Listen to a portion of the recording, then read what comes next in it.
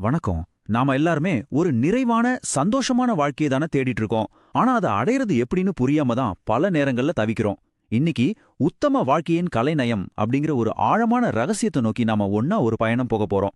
இந்த பயணத்துக்கு உங்களை நான் மனசார வரவேற்கிறேன். நம்ம இந்த பயணத்துக்கு வழிகாட்டியா இருக்க போறது யாரு தெரியுமா? மதிப்பிற்குரிய எழுத்தாளர் பண்டிட் ஸ்ரீராம் சர்மா ஆச்சார்யா அவர்கள் எழுதின உத்கிருஷ்ட ஜீவன் கி கலாகாரிதா அப்படிங்கிற ஒரு புகழ்பெற்ற ஹிந்தி புத்தகத்தோட சாராம்சம் தான். அந்த புத்தகத்துல இருக்கிற ஆழமான ஞானத்துல இருந்து தான் ஒரு சிறப்பான வாழ்க்கையை வாழ்றதுக்கான கலையை நம்ம கத்துக்க போறோம். சரி, இந்த உன்னதமான கலையை எப்படி கத்துக்கிறது? வாங்க பார்க்கலாம். நம்ம பயணத்தை ஒரு 5 கட்டமா பிரிச்சுக்கலாம். அப்பதான் சுலபமா இருக்கும். முதல்ல மனுஷனா பிறந்ததோட மகத்துவம் என்னன்னு பார்ப்போம். அப்புறம் வாழ்க்கைங்கிறதே ஒரு கலை, அது என்னன்னு புரிஞ்சுக்கலாம். அதுக்கப்புறம் நம்ம மனசோட சக்தி, வாழ்க்கையை எப்படி மேனேஜ் பண்றது, கடைசியா இது எல்லாத்துக்கும் மேல இருக்கிற ஒரு பெரிய பேருண்மையை நம்ம தெரிஞ்சுக்க போறோம். வாங்க முதல் கட்டத்துக்குள்ள போலாம். முதல்ல நாம நமக்கு நாமே ஒரு முக்கியமான கேள்வியை கேட்டுக்கலாம். மனுஷனா பிறந்ததுல அப்படி என்னதான் பெருமை இருக்கு? மத்த உயிரினங்களை விட நாம எந்த விதத்துல ஸ்பெஷல்? இத புரிஞ்சுக்கிறதுல இருந்து தான் நம்ம பயணம் ஆரம்பிக்குது. உண்மையில மனுஷனா பிறந்ததே ஒரு பெரிய பாக்கியங்க. சொல்லப்போனா நாம தான் இந்த ஒட்டுமொத்த படைப்போட மணிமகுடம். ஒரு நிமிஷம் யோசிச்சு பாருங்களேன். நம்ம கிட்ட அறிவு இருக்கு, நல்லது கெட்டது யோசிக்கிற பகுத்தறிவு இருக்கு, ஆழமான உணர்ச்சிகள் இருக்கு. இவ்ளோ வரங்களோட இருக்கிற நம்மள பார்த்து மத்த ஜீவராசிகள்லாம் ஏங்காதா என்ன? இந்த 2 உலகத்தையும் கொஞ்சம் பாருங்க.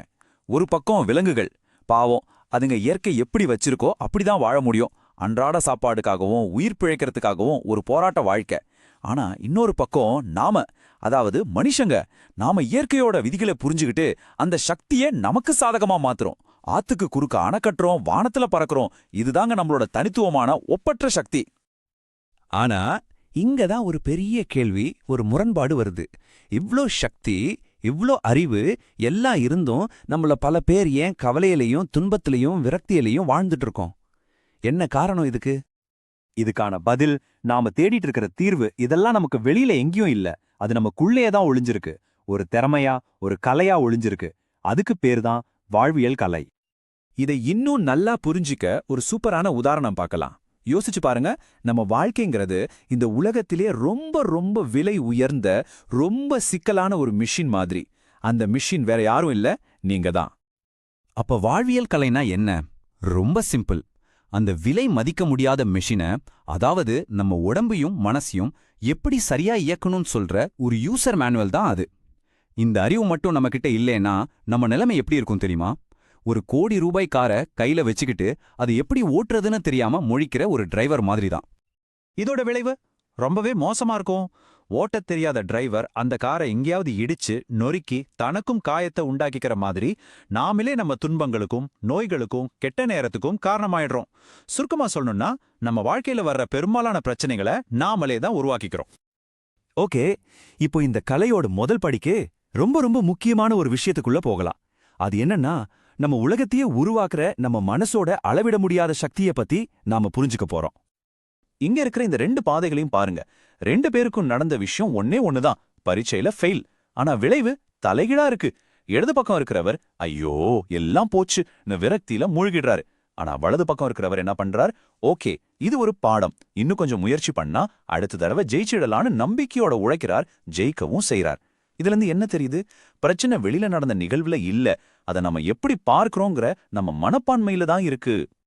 இதுல இருந்து நாம கத்துக்க வேண்டிய மிக ஆழமான உண்மை இதுதான். உங்க மனசுதான் உங்க உலகம். ஒரு பக்குவப்பட்ட நேர்மறையான மனசு இருந்துச்சுன்னா எவ்வளோ கஷ்டத்துலயும் ஒரு சொர்க்கத்தை பார்க்க முடியும். அதே நேரம் ஒரு கட்டுப்பாடு இல்லாத எதிர்மறையான மனசு இருந்துச்சுன்னா சொர்க்கத்துல கொண்டு போய் விட்டா கூட அங்க ஒரு நரகத்தை அது உருவாக்கிடும். அப்போ உங்க சொர்க்கமா நரகமாங்கிறத நீங்க தான் முடிவு பண்றீங்க. சரி, மனசோட உள்ளுலகத்தை பத்தி நல்லா புரிஞ்சுக்கிட்டோம். இப்போ இந்த கலைய நம்மளோட அன்றாட வாழ்க்கையில நம்ம சந்திக்கிற சவால்கள்ல எப்படி பயன்படுத்துறதுன்னு பார்க்கலாம் வாங்க. பணப்பிரச்சனை இன்னைக்கு நிறைய பேரை வாட்டி வதைக்கிற ஒரு விஷயம். ஆனா இதுக்கு தீர்வு ஏதோ லாட்டரி அடிக்கும்னு காத்துட்டு இருக்கிறது இல்ல. உண்மையான தீர்வு நம்ம கையில தான் இருக்கு. முதல்ல நம்ம திறமையை வளர்த்துக்கணும். நம்ம வருமானத்தை விட செலவுகளை கம்மியா வச்சுக்கணும். தேவையில்லாத ஆடம்பர செலவெல்லாம் குறைச்சு எளிமையா வாழ பழகிக்கணும். இதுதாங்க உண்மையான பொருளாதார சுதந்திரத்துக்கான வழி. இதே கலை நம்ம உறவுகளுக்கும் பொருந்தும். குறிப்பா கணவன் மனைவி உறவுக்கு. வீட்ல தினம் தினம் சண்டை சச்சரவுன்னா அந்த வீடே ஒரு நரக மாதிரி தான் இருக்கும். ஆனா ஒருத்தருக்கு ஒருத்தர் விட்டு கொடுத்து புரிதலோட அன்பா நடந்துகிட்டா ஒரு சின்ன குடிசை கூட சொர்க்கமா தெரியும். பாருங்க, உங்க வீட்டை சொர்க்கமாக்குறதும் நரகமாக்குறதும் உங்க கையில தான் இருக்கு. அடுத்தது குழந்தை வளர்ப்பு. இது ஒரு சாதாரண விஷயம் இல்ல, ஒரு புனிதமான கடமை. ஆனா பலரும் இந்த பொறுப்பை சரியா உணர்றதில்ல. குழந்தைங்கள ஏதோ எதிர்பாராம நடந்த ஒரு விபத்தாவோ இல்லனா தன்னோட கனவுகளை நிறைவேற்ற ஒரு கருவியாவ தான் பாக்குறாங்க.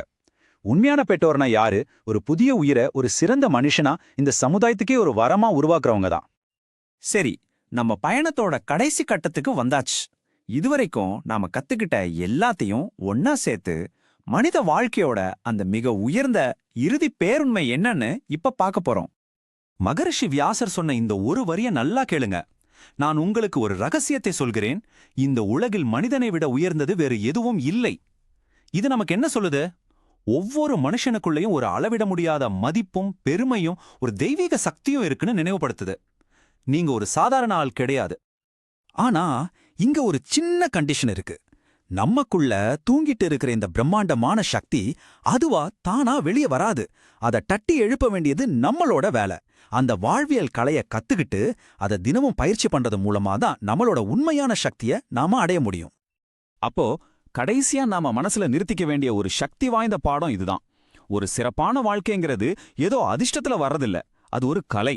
அந்த கலையை நம்ம எல்லாராலையும் கத்துக்க முடியும், பயிற்சி செஞ்சு அதுல ஒரு மாஸ்டர் ஆக முடியும்.